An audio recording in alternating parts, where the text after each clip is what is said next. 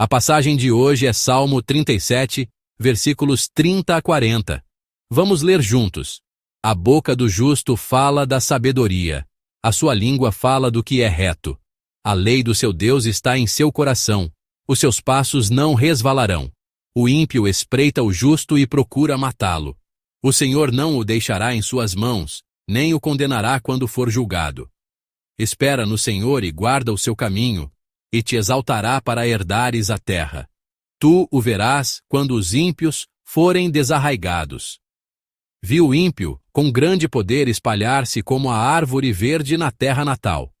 Mas passou e já não é. Procurei-o, mas não se pôde encontrar. Nota o homem sincero e considera o que é reto, porque o futuro desse homem será de paz. Quanto aos transgressores, serão a uma destruídos, e as relíquias dos ímpios todas perecerão. Mas a salvação dos justos vem do Senhor. Ele é a sua fortaleza no tempo da angústia, e o Senhor os ajudará e os livrará. Ele os livrará dos ímpios e os salvará, porquanto confiam nele. Amém. Feliz Natal, Natal todos os dias. Que a paz de Deus transborde entre nós. Em nome do Senhor, eu os abençoo.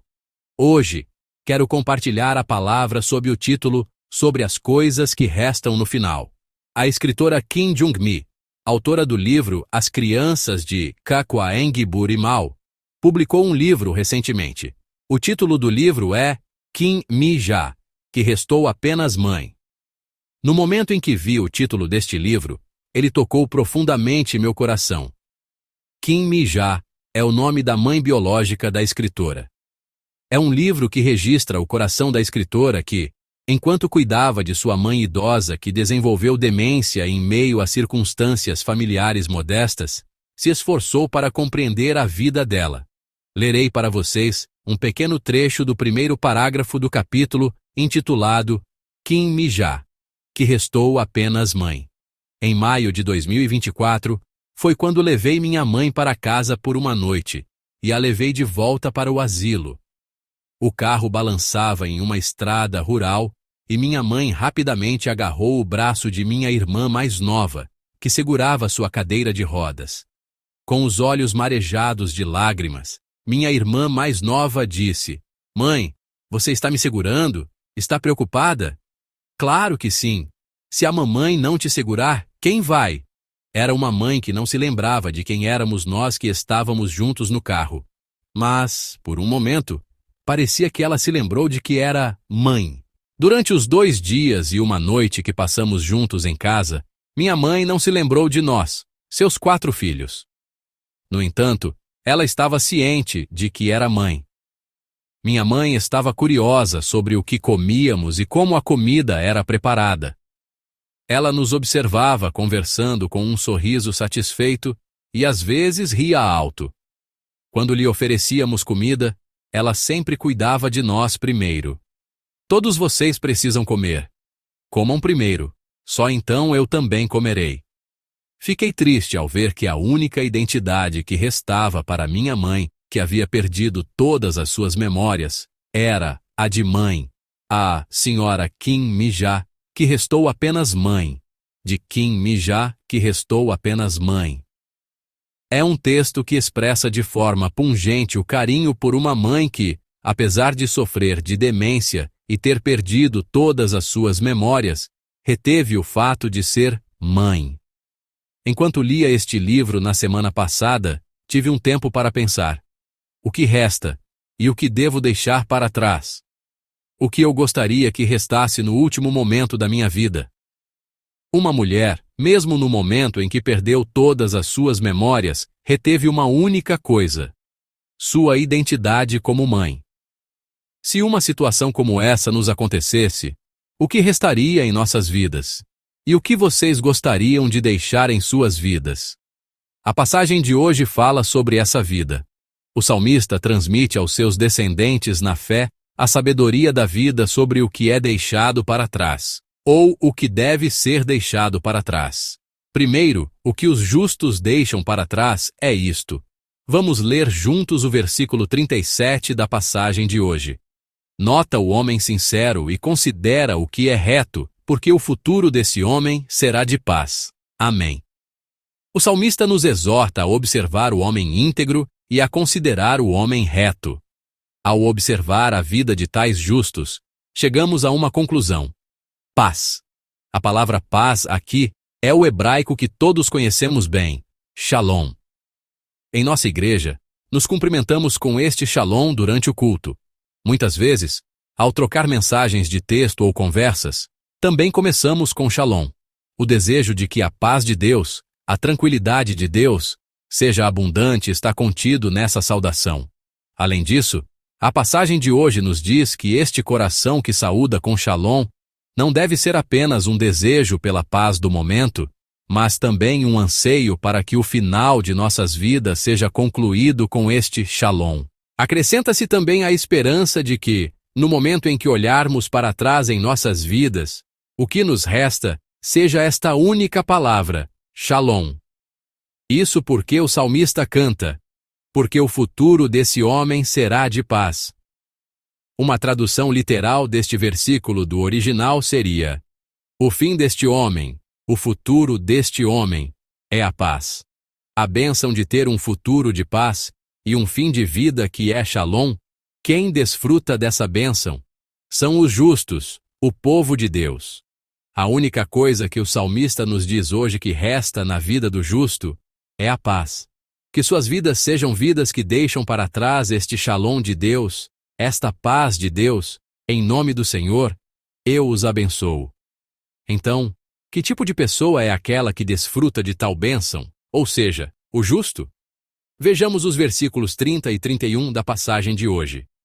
A boca do justo fala da sabedoria. A sua língua fala do que é reto. A lei do seu Deus está em seu coração. Os seus passos não resvalarão. Amém. A Bíblia diz o seguinte sobre o justo: a boca do justo fala de sabedoria e sua língua fala do que é reto. Por que a sabedoria flui da boca do justo e sua língua pode falar de justiça? É por causa do centro de seu coração. O que está no centro do coração do justo é a lei de Deus. No versículo 31, a lei do seu Deus está em seu coração. É a lei de Deus no centro deste coração que faz a sabedoria fluir da boca do justo e a sua língua falar de justiça. A lei de Deus é o governo de Deus. Portanto, quem é o justo? Em uma palavra, é aquele que segue o governo e o domínio de Deus, ou seja, aquele que serve a Deus como rei. Aconteceu algo durante a oração da madrugada, na semana passada. Enquanto eu orava, Deus de repente me deu estas palavras em meu coração. Foi uma declaração um tanto inesperada. O pastor titular deve ser livre. Na verdade, naquela madrugada, eu não conseguia entender bem essas palavras. Desde que me tornei pastor titular, nunca pensei que esta posição devesse ser livre, e nem sequer pensei que pudesse ser livre. Pelo contrário, eu achava que deveria ir na direção oposta à liberdade. Eu via esta posição como um lugar onde eu deveria restringir, controlar e reprimir ao máximo a minha liberdade, e um lugar onde eu deveria ser sensível às tradições da igreja e às exigências dos membros. Então, por um tempo, fiquei no lugar de oração, ponderando as palavras: o pastor titular deve ser livre em meu coração. Eu simplesmente não conseguia entender essas palavras. Então continuei a orar assim: como um pastor titular pode ser livre? Um pastor titular tem tantas coisas para estar ciente. Eu tenho que estar ciente de todo o meu subconsciente. É assim que estou vivendo agora. Havia, na verdade, um pouco de ressentimento nesta oração. Embora as palavras, o pastor titular deve ser livre, fossem certamente boas palavras, parecia que Deus estava apenas dizendo algo agradável que ele não pretendia dar. Foi então que ele me deu esta inspiração: basta permanecer na minha lei. Se você permanecer na minha lei, poderá ser livre. Esta foi a grande inspiração que Deus me deu naquela madrugada. Era que eu estava pensando em muitas coisas nesta posição. Foi uma espécie de despertar de que eu estava consciente de coisas demais. o coração que ele me deu naquela oração da madrugada, era que eu só preciso pensar em uma coisa. Não em várias coisas complexas, mas apenas seguir a lei de Deus, focar apenas nisso. Um bom pastor não é alguém que atende a todas as diversas exigências. Um bom pastor é alguém que vive com a lei de Deus em seu coração. O mesmo vale para um bom membro da igreja. Não é necessário ser um pau para toda obra que faz tudo bem e é perfeito em todas as áreas. Um bom membro é alguém que tem a lei de Deus em seu coração. Isso é suficiente. A lei de Deus guardada em nosso coração está destinada a fluir por nossos lábios e a ser expressa por nossa língua. Vamos refletir sobre o que está fluindo de nossos lábios. E vamos examinar se realmente temos essa única coisa, a lei de Deus, em nosso coração. Que vocês vivam como pessoas que guardam a lei de Deus em seus corações. Pessoas para quem a lei de Deus se tornou a razão e o propósito da vida. Em nome do Senhor, eu os abençoo. A essas pessoas, Deus faz com que o fim de suas vidas, o futuro de suas vidas, seja de paz. Uma vida onde a paz permanece, uma vida onde o Shalom permanece, é a vida da pessoa que tem a lei de Deus em seu coração. Até agora, examinamos os justos e fizemos a pergunta sobre o que resta no final de suas vidas. O justo é aquele a quem resta Shalom, paz no final. Então, o que resta no final para o ímpio? Vamos ler juntos o versículo 38 da passagem de hoje. Quanto aos transgressores, serão, a uma, destruídos, e as relíquias dos ímpios, todas perecerão. Amém. A Bíblia diz que o futuro dos ímpios será descartado e cortado.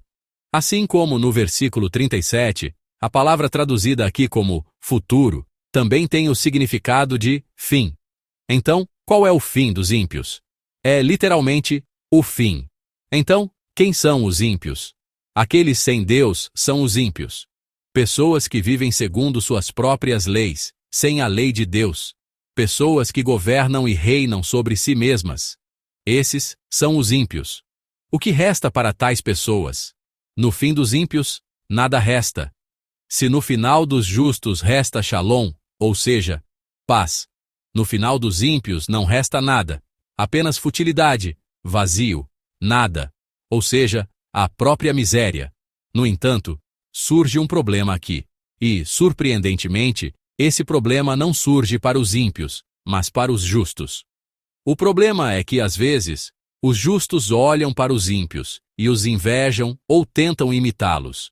Isso é um problema, e o problema que surge aqui é o equívoco dos justos. Esse equívoco aparece nos versículos 35 e 36 da passagem de hoje. Vamos ler juntos. Vi o ímpio com grande poder espalhar-se como a árvore verde na terra natal. Mas passou e já não é.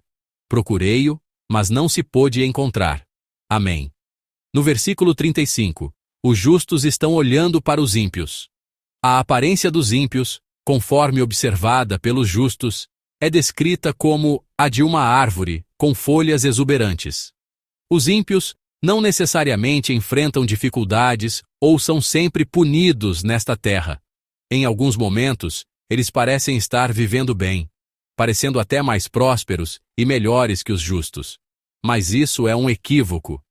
Não o equívoco dos ímpios, mas o equívoco dos justos. Porque eles se enganam pensando que é sempre assim, quando não é sempre assim, e não continua assim. O versículo 36 descreve a aparência dos ímpios um pouco depois. Ele já não é, e procurei-o, mas não se pôde encontrar. Mais uma vez, a futilidade e o vazio, o nada que é o fim dos ímpios, aparecem. Aquela aparência próspera, aquela aparência imponente e invejável, tudo desapareceu em um instante. O salmista nos informa que a realidade da aparência dos ímpios é esta. Então, como podemos explicar esse equívoco que surge nos justos quando olham para os ímpios? Nos versículos 35 e 36, há uma chave importante. A aparência do ímpio no versículo 35 é descrita como espalhar-se como a árvore verde na terra natal. Primeiro, a expressão terra natal significa, em inglês, native, ou seja, tem o significado de terra dos nativos, dos aborígenes. O ímpio tem a característica de parecer um nativo, um aborígene. Mas no versículo 36, aparece um conceito oposto. O conceito oposto de nativo, qual seria? Mas passou. O salmista descreve a si mesmo como alguém que passa, ou seja, um peregrino.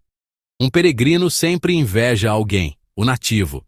Assim, quando um peregrino olha para os nativos, eles sempre parecem estar em paz e prósperos. Eu conheço esse sentimento melhor do que ninguém. Lembro-me de que, durante os 12 anos em que vivi no exterior, quando eu caminhava à noite, olhava para as casas iluminadas dos vizinhos e ficava parado, atônito. Parecia que dentro daquela casa não havia a solidão que eu, como peregrino, sentia. Parecia que dentro daquela casa não havia a tristeza que eu sentia como estrangeiro. Apenas uma janela, apenas uma parede nos separava. Mas a minha aparência dentro e fora daquela casa parecia ser um mundo de diferença. De alguma forma, as casas dos moradores locais pareciam quentes e pacíficas. Mas, pessoal, será que é realmente assim? Na verdade, não é. Eles também têm seus próprios problemas, suas próprias preocupações. Eles também se sentiam sozinhos e, para eles, este inverno também era frio. O salmista da passagem de hoje transmite isso da seguinte forma: quando o salmista passava e olhava para aquelas pessoas estabelecidas, a princípio, elas pareciam árvores com folhas exuberantes. Mas, um pouco mais adiante, elas desapareceram completamente. Elas simplesmente não existiam mais. Tornaram-se seres que não podiam ser vistos de forma alguma. O que aconteceu? O salmista sentia que apenas ele era alguém que passava. Ele pensava que as outras pessoas estavam estabelecidas, vivendo em sua terra natal. Mas a realidade não é essa. Embora o líder seja alguém que passa, todas as pessoas nesta terra, assim como o líder, são apenas pessoas que passam, apenas peregrinos. De longe, os ímpios podem parecer estabelecidos e ter sempre folhas tão exuberantes, mas na realidade não é assim. Eles também estão passando. Na verdade, eles passaram primeiro e desapareceram primeiro. Esta é a sabedoria que o salmista nos ensina. Pensamos que apenas nós estamos passando, e pensamos que os outros estão parados, bem estabelecidos. Mas na realidade, estamos passando e vendo coisas que estão passando. Perceber isso é extremamente importante em nossas vidas. Eu estou passando, e os outros também estão passando. Portanto, estamos passando e vendo coisas que estão passando. Vocês já invejaram outras pessoas? Especialmente ao olhar para pessoas más e bem-sucedidas, pessoas sem uma fé sólida. Vocês já pensaram que elas não seriam abaladas e sua própria fé foi abalada? É um equívoco. E é uma ilusão de ótica. A realidade é que eles também estão de passagem. E, na verdade, estão desaparecendo mais rápido do que nós. E qual é o fim deles? Futilidade, vazio e desaparecimento. Não há necessidade de invejá-los nem razão para segui-los. Então, o que é imutável? O que não passa? O que é aquilo em que podemos verdadeiramente nos apoiar e confiar? São os versículos 39 e 40 da passagem de hoje. Vamos ler juntos. Mas a salvação dos justos vem do Senhor. Ele é a sua fortaleza no tempo da angústia. E o Senhor os ajudará e os livrará.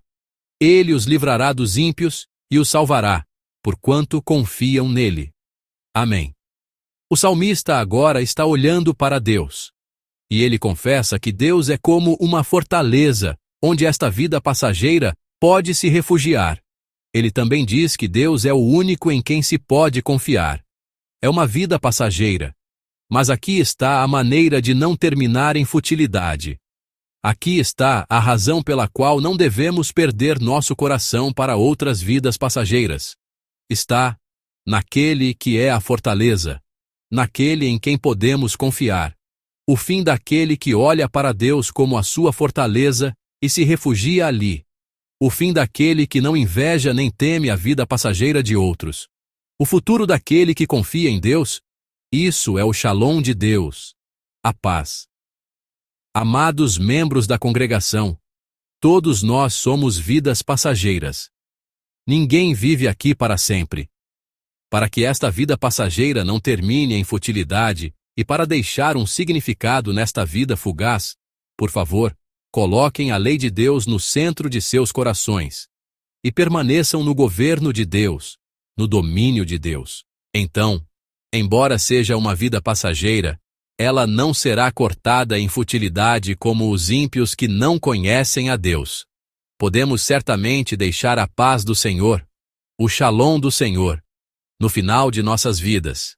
Ao caminhar pela estrada da vida, às vezes os ímpios podem parecer árvores prósperas. Eles podem até parecer pessoas que se estabeleceram como nativos enraizados naquela terra, mas não é assim. Não há necessidade de temer ou invejar os ímpios. Eles também são apenas vidas passageiras. Olhemos para o Deus eterno e vivamos confiando nesse Deus eterno. Amados, embora sejamos pessoas caminhando pela estrada de uma vida passageira, que suas vidas sejam vidas que deixam para trás a paz de Deus, o Shalom de Deus. Em nome do Senhor, eu os abençoo. Que este ano também seja um ano que se encerra com o Shalom de Deus, tão pleno e abundante. Em nome do Senhor, eu os abençoo. Vamos louvar juntos, meditando na palavra que nos foi dada. No caminho cansativo da vida, mesmo neste dia difícil, Jesus conhece meu coração, a dor passada e o mundo a enfrentar. Jesus conhece meu coração. Mesmo que eu viva apenas um dia, irei com alegria. Jesus está sempre comigo. Arrependimentos e preocupações. Eu confiarei totalmente, Jesus está sempre comigo. Com os olhos da fé olharei para o Senhor. Isto também passará. No tempo da minha vida que me foi dado. Faz-me conhecer a tua vontade. Vamos orar juntos. Concede-nos o Shalom de Deus, a paz de Deus, em nosso futuro. Que o fim de nossas vidas seja preenchido com o Shalom de Deus. Que não invejemos as folhas exuberantes dos ímpios, mas que vivamos uma vida que guarda a lei de Deus em nossos corações. Vamos orar juntos e avançar. Deus Pai, cheio de amor e graça, obrigado por nos fazer perceber novamente que nossas vidas são passageiras. Nesta estrada de vida passageira, não nos deixes invejar nem temer as folhas exuberantes dos ímpios que encontramos. Permite-nos viver com a lei de Deus no centro de nossos corações, permanecendo no governo e domínio de Deus, para que, no final de nossas vidas, possamos ser vidas que deixam para trás a paz de Deus, o Shalom de Deus. Obrigado. Em nome de nosso Senhor Jesus Cristo, oramos. Amém.